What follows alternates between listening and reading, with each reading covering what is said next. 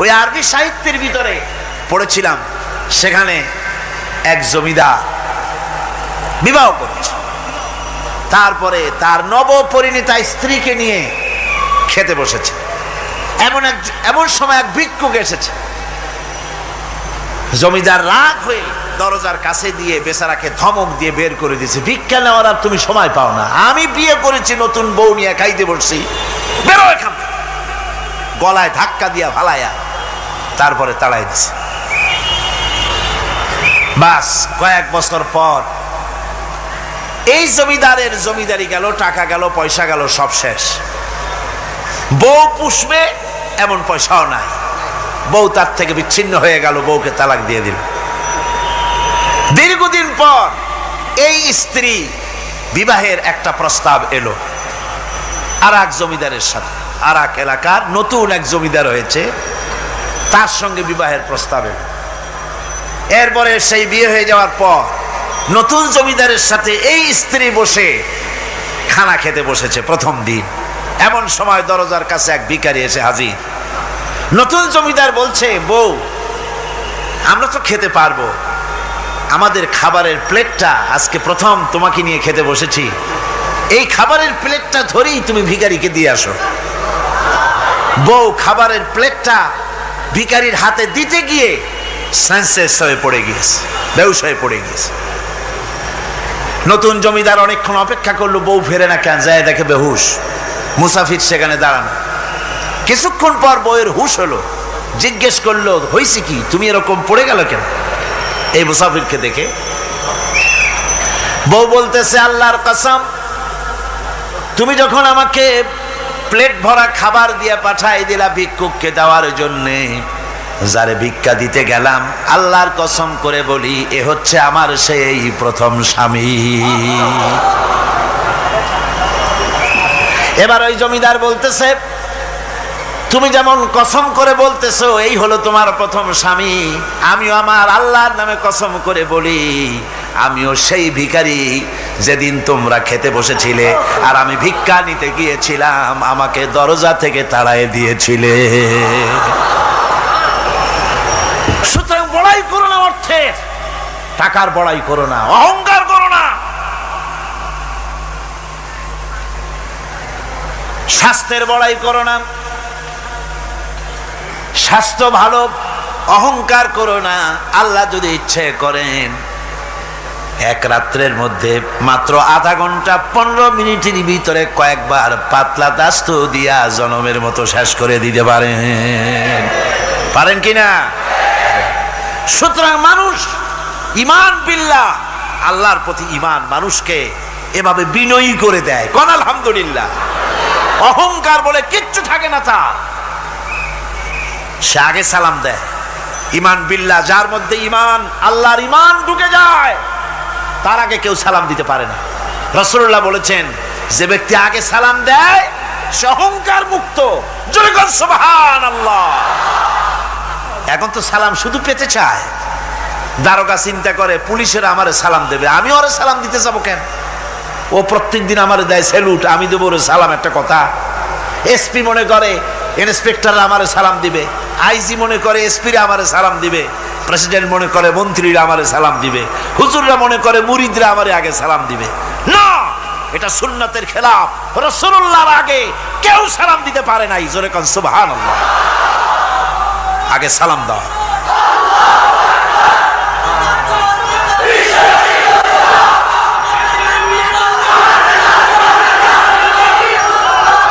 এই সালামের প্রচলন, এই সালামের প্রচলন মুসলমানদের মধ্যে বেশি বেশি হওয়া উচিত। আপনারা সালামের প্রচলন চালু করে দিবেন, বেশি করে চালু করবেন। বউরে সালাম দিবেন, বউ আপনাকে দেবে। ঘরের মধ্যে ঢুকবেন, ঢুকেই বলবেন আসসালামু আলাইকুম ওয়া রাহমাতুল্লাহি ওয়া বারাকাতুহু। বাইরের থেকে গেছেন, ঘরে ঢুকেই প্রথম সালাম দেন, বউ সালামের জবাব দেবে, বউ আপনাকে দেবে। বাচ্চাদের সালাম দেন, বাচ্চারা আপনাকে দিবে। এরকম সালামের প্রচলন চালু করেন। রাসূলুল্লাহ বলেছেন, মানে একটা গাছের আড়ালে এই সালাম হলো, লোকটা গাছের আড়ালে চলে গেছে, আবার দেখা হয়েছে, আবার সালাম দেন। এখন এই সালাম কমে গেছে, এখন সালামের পরিবর্তে অনেক কিছু হয়েছে। সালাম দেয় তার জবাবও দেয় না। যদি বলে কেউ গরিব মানুষ সালাম দিয়েছে বড় লোক করে, আসসালামু আলাইকুম, ওয়ালাইকুম আসসালাম বলতে চায় না, একটু মাথা নাড়ে। তারপর জিজ্ঞেস করে, স্যার কেমন আছেন? এই যাচ্ছে, কেটে যাচ্ছে। কি কেটে যাচ্ছে? তোমার কল্লা? আলহামদুলিল্লাহ বলতে পারো না? অধিকাংশ ক্ষেত্রে যদি জিজ্ঞেস করেন কেমন আছেন, এই যাচ্ছে, কেটে যাচ্ছে। আপনার যত অসুখ হোক আগে বলেন আলহামদুলিল্লাহ, তারপরে অসুখের কথা বলেন। আপনার যদি কোনো অসুবিধা থাকে আগে আলহামদুলিল্লাহ কন, তারপরে অসুখের কথা কন। হযরত সুফিয়ান সাউরি রাহমাতুল্লাহ আলাইহি আল্লাহর একজন জবরদস্ত ওলি ছিলেন। একবার তার সামনে এক মুরিদ এসেছে, মাথায় একটা বড় রুমাল খিসা বান্দা। জিজ্ঞেস করলেন, মিয়া তোমার এই মাথাটা এরকম বান্দা কেন?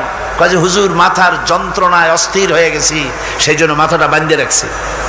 এরকম ব্যথা কয়দিন হয়েছে? কয় যে না সবসময় হয় না, বছরে 2-1 হইলেও পারে, না হইলেও পারে। বলে বছরে 2-1 মাথা ব্যথা হয়, সেই ব্যথাটা দড়ি দিয়া বান্দা মানুষে দেখাইলা যে আমার ব্যথা হয়েছে, অসুবিধাটা দেখালে, আর যতদিন ভালো ছিলে ওইটার প্রমাণ স্বরূপ মাথায় কি বান্দা মানুষকে দেখাইছো। সুতরাং শুকরিয়া আদায় করো সব সময়, আলহামদুলিল্লাহ আলা কুল্লি হাল। সব অবস্থায় আমি ভালো আছি, আমার থেকে আরো অনেক খারাপ আছে। সুতরাং সালামের প্রচলন তারাই করে বেশি যারা বিনয়ী হয়, অহংকার যাদের মধ্যে জায়গা পায় না। অহংকার পাবে কি করে? বান্দা কোরআন থেকে জেনেছে, ওয়াল্লাহুল গানিয়্যু ওয়া আনতুমুল ফুকারা। আল্লাহ রাব্বুল আলামিন বলেন, তোমরা হলে সবাই ফকির, তোমরা হলে সব মুকাবিক্কি, আর একমাত্র আল্লাহ রাব্বুল আলামিন বেনিয়াজ। আল্লাহই শুধু বেনিয়াজ, আর সব কি মুকাবিক্কি কার কাছে? আল্লাহর কাছে। এই জন্য বিনয়ী হতে হবে। যে জমিনটা বাস করি, জমিনটা কার? চিল্লায় কোন কার? লিল্লাহি মা ফিস সামাওয়াতি ওয়া মা ফিল আরদ। আকাশ ও তার, জমিনও। এই কথা যদি জানা থাকে, বিশ্বাস থাকে, তাহলে সেই ব্যক্তি অহংকার করতে পারে না, সে বিনয়ী হয়। ঈমান বিল্লাহ তাকে বিনয়ী বানায় দেয়। আর বিনয়ী মানুষ, নিরহংকার মানুষই আল্লাহর কাছে বেশি পছন্দ। এই ঈমান তার ভিতরে এই কথা জাগ্রত করে দেয়। আমি যদি একটা গাড়ির মালিক হয়ে থাকি, আমি যদি একটা বাড়ির মালিক হয়ে থাকি, আমি যদি স্ত্রী পুত্র সন্তান পেয়ে থাকি, আমি যদি মন্ত্রী হয়ে থাকি, আমি যদি কিছু পেয়ে থাকি, আমার হাতের কামাই দ্বারা পাই নাই। আল্লাহ শিখাই দিচ্ছেন, ওয়ামা বিকুম বিনি'মাতিন ফামিনাল্লাহ। যত নেয়ামত তোমরা পেয়েছো সব আল্লাহ রাব্বুল আলামিন দিয়েছেন। জোরে বলেন সুবহানাল্লাহ। দাতাকে ভুলে যেও না, আল্লাহর কাছে বিনয়ী হও। সমস্ত নেয়ামত একমাত্র তিনিই দিয়েছেন। ঈমান বিল্লাহর দ্বারা মানুষের এই গুণ সৃষ্টি হয়, এই উপকার হয় মানুষের, যে সে বিনয়ী হয়ে যায়। আল্লাহ পাক কোরআনে কারীমের মধ্যে আরো বলেন, ওয়ালা তামশি ফিল আরদি মারহান ইন্নাকা লান তাখরিকাল আরদা ওয়ালান তাবলুগাল জিবালা তুলা। ওয়ালা তামশি ফিল আরদি মারহান, আমার এই জমিনের উপরে অহংকার করে হেঁটো না। আল্লাহ পাক নিষেধ করেছেন, জমিনের উপরে অহংকার করে হেঁটো না। এই জমিনের উপরে অহংকার করে হাঁটতে গিয়া তুমি পদাঘাত করে আমার জমিনটারে ফাটাই দিতে পারবে না। আবার অহংকার করে লাভ দিয়া আমার পাহাড়টার উচ্চতাও ছাড়াই যেতে পারবে না। যখন তুমি পাহাড়ের উচ্চতা ছাড়াতে পারবে না, যখন জমিনটারে লাথি মেরে ফাটাই দিতে পারবে না, তখন আবার অহংকারটা কিসের? কিসের অহংকার? নিজের দিকে তাকাও, তোমারে আমি বানাইছি কি দিয়া? তোমার পেটের মধ্যে কি? তোমার শরীরের মধ্যে কি? মলমূত্র দিয়ে পেটটা ভরা, আর দুনিয়ায় এসেছো এক ফোঁটা নাপাক পানি দিয়ে। যে নাপাক পানি ফোঁটা শরীর থেকে বেরিয়ে গেলে পরে গোসল ওয়াজিব হয়ে যায়, ফরজ হয়ে যায়। এমন একটা নাপাক পানি, যার জন্মের উৎস, তার তো অহংকার করা শোভা পায় না। অহংকার করবেন কেবলমাত্র কে? চিল্লায় বলেন কে? হাদিসে কুদসির ভিতরে এসেছে, আল্লাহ পাক বলেছেন অহংকার হচ্ছে আমার ইজার, অহংকার হচ্ছে আমার চাদর। যে ব্যক্তি অহংকার করে সেজন্য আমি আল্লাহর চাদর নিয়ে টানাটানি করে। জোরে কর নাউজুবিল্লাহ, চিল্লায় কর নাউজুবিল্লাহ।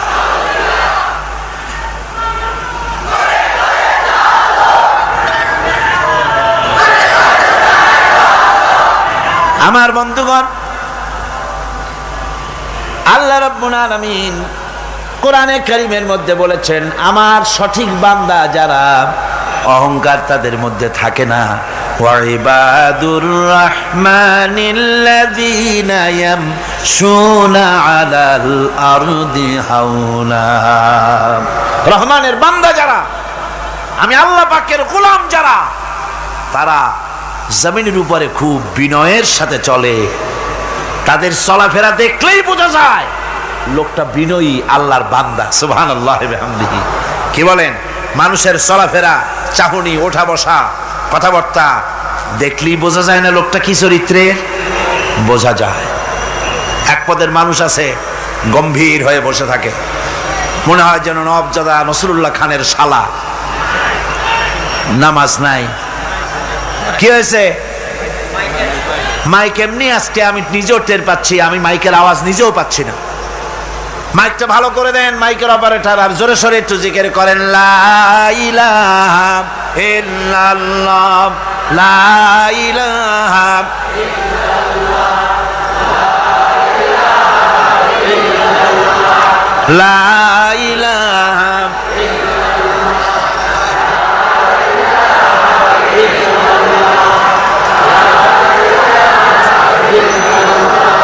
বসেন, বসুন।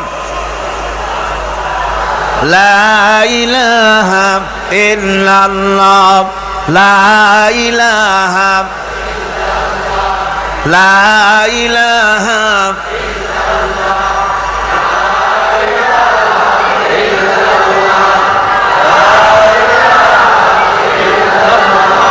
লা ইলাহা ইল্লাল্লাহ মুহাম্মাদুর রাসূলুল্লাহ। বন্ধুগণ, আল্লাহর প্রতি ঈমান আনলে পরে যে গুণ সৃষ্টি হয়, যে গুণাবলী সৃষ্টি হয়, সেই গুণের মধ্যে 2 নম্বরের গুণটা আমি বললাম, বিনয় এবং বিনম্রতা সৃষ্টি হয়, অহংকার মুক্ত হয়ে যায়। এটা হলো 2 নম্বরের উপকার।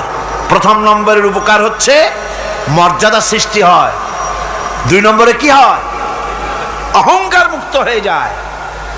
আল্লাহ রাব্বুল আলামিনের উপর ঈমান আনলে পরে, ঈমান বিল্লাহ যখন এসে যায় ভিতরে, আল্লাহর প্রতি যখন ঈমান পরিপূর্ণতা লাভ করে, তখন তার 3 নম্বরের উপকার যেটা হয় সেটা হলো সে নির্ভীক হয়ে যায়, তার মধ্যে বীরত্বের সৃষ্টি হয়। জোরে বলেন আলহামদুলিল্লাহ।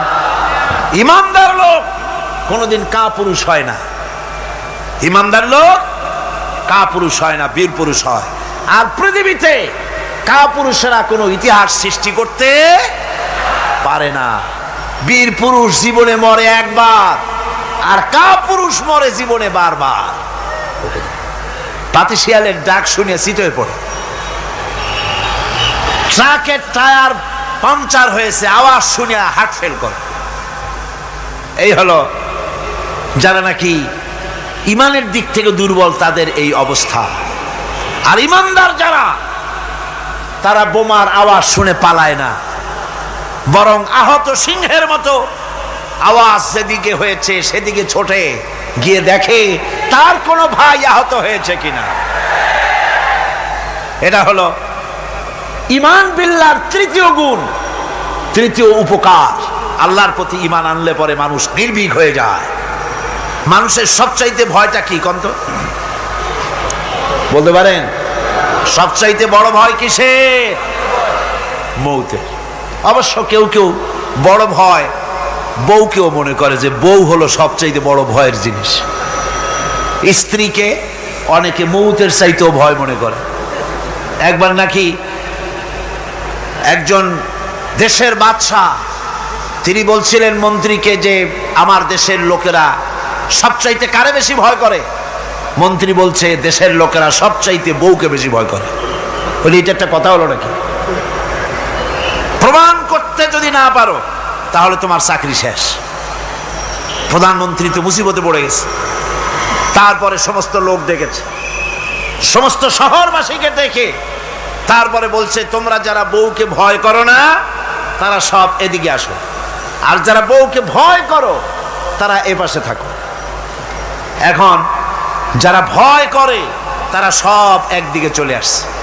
একটা শুকনা শাকনা মানুষ একা দাঁড়ায় আছে, ভয় করে না সেই দলে, আর সব একদিকে।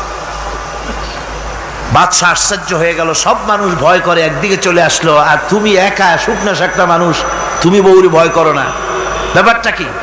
কয় যে না, বউকে ভয় করি কিনা তা জানি না, আমি আসার সময় আমার বউ বলে দিয়েছে সব লোক যেদিকে যাবে সেদিকে যাবা না, একা দাঁড়ায় থাকবে একদিকে।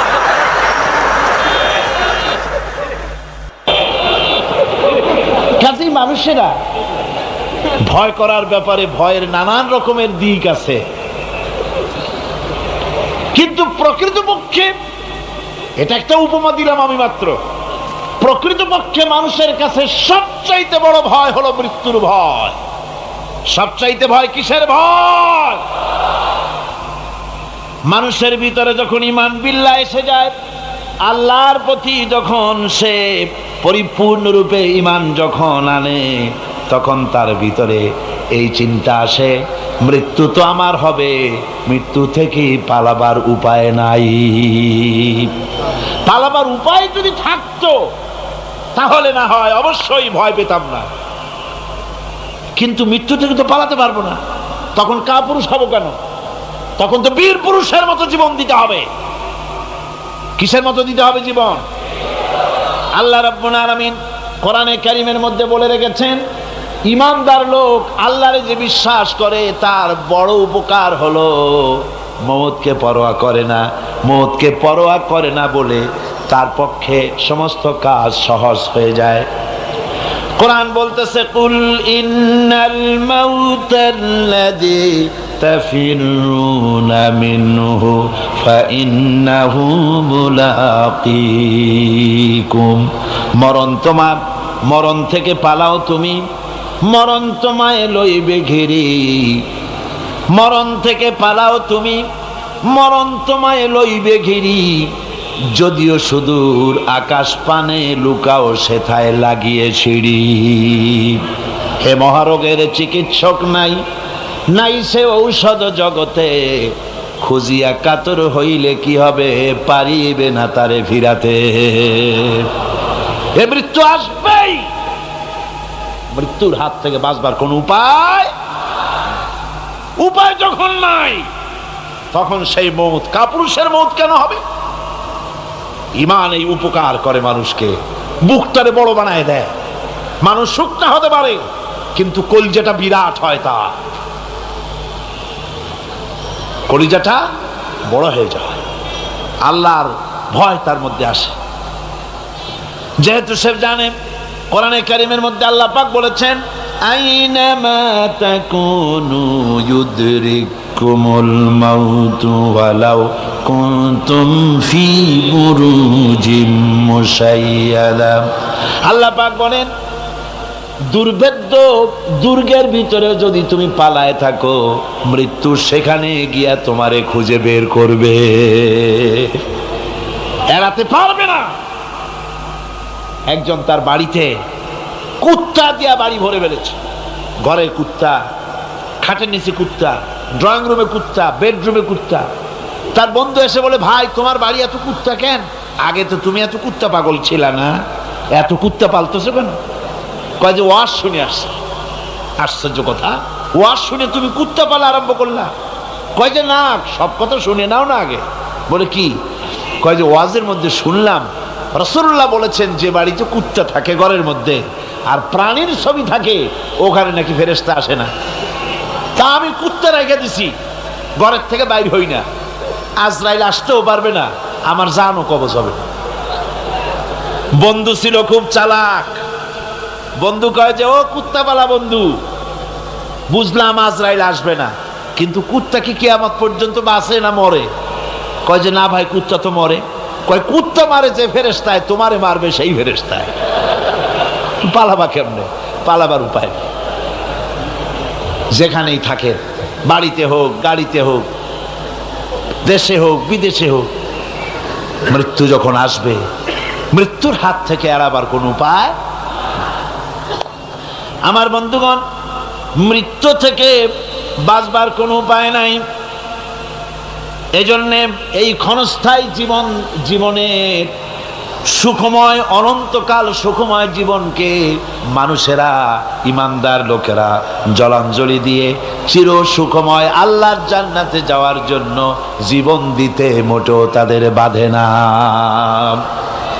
জীবন দিতে হবে আল্লাহর রাস্তায়। যখন মরবই, বাসা যখন যাবে না, বাসা কি যাবে? চিল্লা এখন যাবে? রাসূলুল্লাহ যখন বাঁচেন নাই, কত বড় কথা! আল্লাহ রসুল যখন বাঁচেন নাই, তো পৃথিবীতে কে বাঁচবে? রসুলের যখন ইন্তেকাল হয়েছে, সবাইকে মরতে হবে, কোনো সন্দেহ নাই। সন্দেহ আছে? মরা লাগবে। সেই মওতটা ঈমান বিল্লাহ, আল্লাহর প্রতি ঈমান আনলে পরে ওই মওতের ভয় আর থাকে না। মনটা তখন নির্ভীক হয়ে যায়, সে বীর হয়ে যায়। তখন তার মন বলে, মরা যখন লাগবে, জীবনটা যিনি দিয়েছেন তার জন্য দিয়ে দেই না কেন? জীবন যিনি দিয়েছেন তার জন্য দিয়ে দেই। বদরের যুদ্ধ, রাসূল করিম সাল্লাল্লাহু আলাইহি ওয়াসাল্লাম লোক তৈরি করতেছেন, সৈন্য রিক্রুট করতেছেন। বদরের যুদ্ধ, আমার ভাইরা, চারটিখানি কথা নয়। বদরীদেরকে আল্লাহ মাফ করে দিয়েছেন। জোরে কোন সুবহানাল্লাহ। বদরের যুদ্ধ বড় মারাত্মক যুদ্ধ। এ জিহাদ হবে, বাপ তরবারি ধরবে ছেলের বিরুদ্ধে। মক্কা থেকে ছেলে আসছে কাফের, ছেলে তরবারি ধরবে বাপের বিরুদ্ধে, মামু ধরবে ভাগ্নার বিরুদ্ধে, ভাই ধরবে ভাইয়ের বিরুদ্ধে। এটা কি আপনি সোজা মনে করেন? কোন সোজা মনে করেন? আমার বন্ধুগণ, বদরের যুদ্ধ শেষ হয়ে যাওয়ার পর হযরতে আবু বকর সিদ্দিক রাদিয়াল্লাহু তাআলা আনহুর সঙ্গে ছেলে আব্দুল্লাহর দেখা হয়ে গেল। ছেলে তখনও কাফের। ছেলে বলে, বাবাজি, আমার আব্বা আবু বকর বদরের প্রান্তরে, আমি আমার তরবারির সামনে আপনাকে কয়েকবার পেয়েছিলাম, কিন্তু আপনি আমার পিতা বলে আমি কিছুই করতে পারি নাই।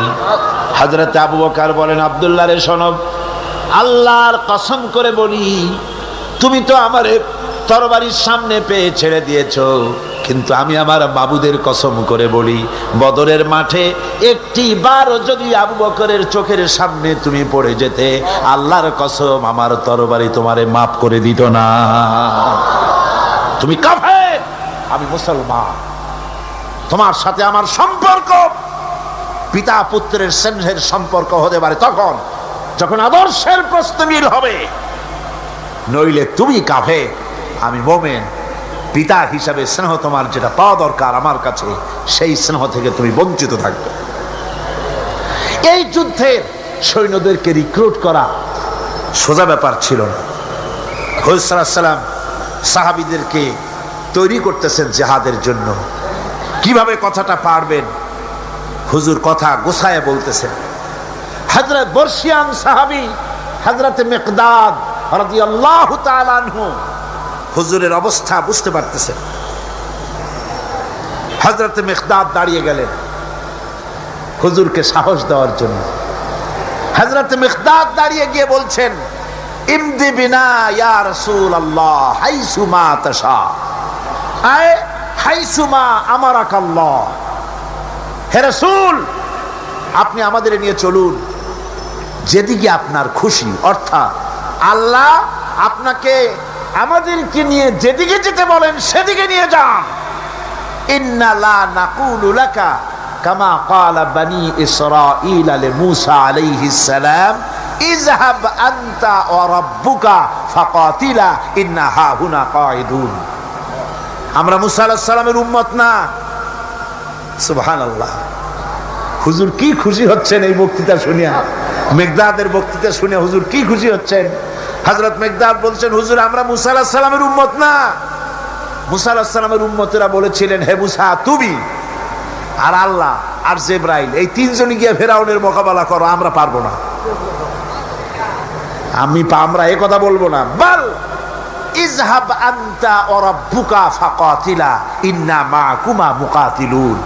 হে রাসূল, বরং আমরা বলি আপনি চলুন আমাদেরকে নিয়ে, আপনার রব আপনাকে যেদিকে যেতে বলে আমাদেরকে নিয়ে চলুন, আমরা আপনার সাথে থেকে কাফেরদের বিরুদ্ধে লড়াই করব, তরবারি চালাবো ততক্ষণ পর্যন্ত মা দামাত আইনু মিন্না তাতাররাফ, যতক্ষণ পর্যন্ত থামো, যতক্ষণ পর্যন্ত চোখের একটা পাতাও নড়ে, যতক্ষণ পর্যন্ত চোখের একটা পলক পড়ে ততক্ষণ পর্যন্ত যুদ্ধ চালাতে থাকবো। অর্থাৎ নাক দেয়া নিঃশ্বাস যতক্ষণ আসে আর যায় আপনার সপক্ষে তরবারিগুলি ঝলসে উঠবে। চলেন আমাদেরকে নিয়ে যেদিকে আপনি যেতে চান। রাসূলুল্লাহ কি যে খুশি হলেন, সুবহানাল্লাহ। আল্লাহর নবী দারুণ খুশি হয়ে গেলেন।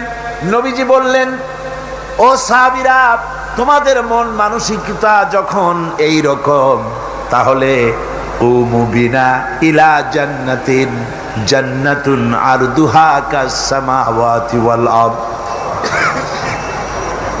কুমু বিনা ইলা জান্নাতিন, ওঠো চলো আমার সাথে সেই বেহেশতের দিকে, যেই বেহেশতটা ওই বিশাল আকাশের চাইতে, এই জমিনের চাইতে অনেক অনেক বড়। সেই বেহেশতে যাওয়ার জন্য চলো আমার সাথে, ওঠো দাঁড়াও। ফাকামা উমাইর বিন হামাম ওয়া কানা ইয়াকুলু তামার। হযরত ওমর ছিলেন এক যুবক। দেখেন না এই যে যুবকরা দাঁড়ায় আছে অনেক, এইরকম একজন যুবক দাঁড়িয়ে খোরমা খাচ্ছিলেন। যুবকরা যেমন দাঁড়ায় দাঁড়ায় বাদাম খায়, ছোলা ফালায় দেয়, ওই রকম দাঁড়িয়ে দাঁড়িয়ে তিনি খোরমা চাবাচ্ছিলেন আর খোরমার বিচিগুলি ফালায় দিচ্ছিলেন। তিনি বললেন, অকালা বাখবাখ। উমায়ের বলছেন, বাখবাখ হলো আঞ্চলিক শব্দ, এর অর্থ হচ্ছে আয় মা আযমাহু ওয়া মা আহসানাহু। হে রাসূল, কি সুন্দর কথা আপনি বললেন, কি বড় কথা আপনি বললেন। আপনার সঙ্গে জিহাদে গেলে, শহীদ হলে এমন জান্নাত পাবো যে জান্নাতটা হবে ওই আকাশের চাইতে অনেক বড়। ওয়াল্লাহি, আল্লাহর কসম, হাত্তা আকুলাহুন্না ইন্নাহা লাহায়াতান তাবিলা। আমি যদি এই সমস্ত খোরমাগুলি খেতে যাই, তাহলে আমার হাতে যতগুলি খোরমা আছে এ সবগুলি খোরমা যদি খেতে যাই তাহলে তো বেহেশতে যেতে দেরি হয়ে যাবে। রামাবিহিন্না, হাতের সবগুলি খোরমা নিক্ষেপ করে ফেলে দিয়ে জিহাদের ময়দানে ঝাঁপায় পড়বে। আমার বন্ধুগণ, জিহাদের ময়দানে ঝাঁপায় পড়ে হযরত ওমর লড়তে লড়তে নিজে ওমর হযরত ওমরের শাহাদাত বরণ করলেন, তিনি শহীদ হয়ে গেলেন। জিহাদের শেষে যখন শহাদায়ে বদর যখন জানাজা হবে, একজন সাহাবী দেখিয়ে দিলেন, হুজুর এই হলো সেই ওমর যিনি জান্নাতের খোঁজ খবর শুনে হাতের খোরমাগুলি খাওয়ার সময় পায় নাই। খোরমাগুলি সব খাইতে গেলে জান্নাতে যেতে দেরি হয়ে যাবে, এই জন্য খোরমা ফেলে দিয়ে জিহাদে অংশগ্রহণ করেছিল। এই হলো সেই ওমরের লাশ। আল্লাহর নবী হযরত ওমরের দিকে আঙ্গুল দিয়া বললেন, ওমর, যেই জান্নাতের জন্য খোরমা খাওয়ার তর তোমার সয় নাই, তাড়াতাড়ি করে এসে শহীদ হয়েছো, আমি নবী সাক্ষী দিচ্ছি, ইন্নাকা মিন আহলিহা, আমি সাক্ষ্য দিচ্ছি অবশ্যই তুমি আল্লাহর জান্নাতি, অবশ্যই তুমি বেহেশতে যাবে। সুবহানাল্লাহ, তুমি বেহেশতের অধিবাসী।